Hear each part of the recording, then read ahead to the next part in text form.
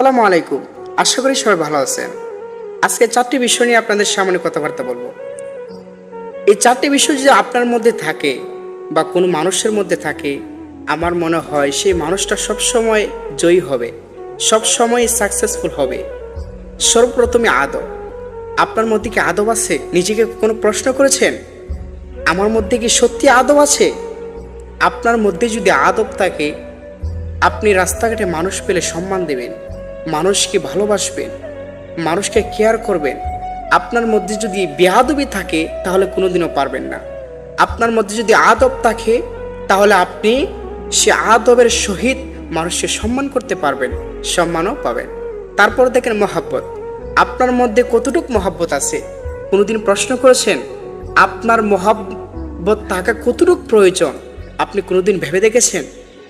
দেখেন, আপনার মধ্যে যদি মহাব্বত থাকে, আমার বিশ্বাস আপনি সব সময় জয়ী হবেন। আপনি সব সময় আল্লাহ রাসূলের অনুসরণ যদি করেন, আমার মনে হয় আপনার মধ্যে মহাব্বত থাকা জরুরি। কারণ আল্লাহ রাসূল কাউকে গালি দিতেন না, আল্লাহ রাসূল কাউর পরনিন্দা করতেন না। আল্লাহ রাসূল সবসময় মানুষকে ভালোবাসতেন, মহাব্বত দেখাতেন, আদব দেখাতেন। এখন দেখেন সাহস। আপনার মধ্যে কি সাহস আছে?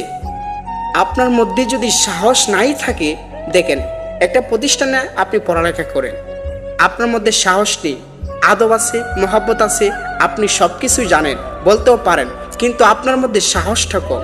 আপনার মধ্যে তেমন সাহস নেই যে সাহস থাকলে আপনি কয়েকজন মানুষের সামনে বক্তব্য দিতে পারবেন। আপনার মধ্যে কি সাহস আছে?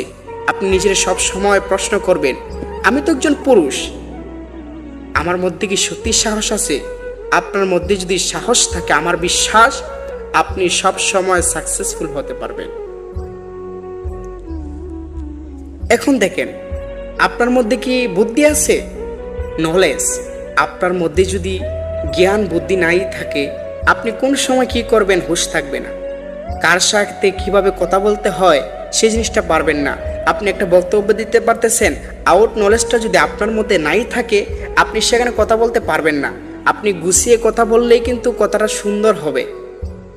কাজেই আপনার মধ্যে আদব, মহাব্বত, বুদ্ধি ও সাহস, এই 4টা জিনিস যদি আপনার মধ্যে থাকে, আমার বিশ্বাস আপনি কোনোদিনও ঠকবেন না, আপনি সব সময় সাকসেসফুল হবেন। যদি কতটুকু ভালো লাগে, আপনি ভিডিওটা শেয়ার করতে ভুলবেন না। আসসালামু আলাইকুম।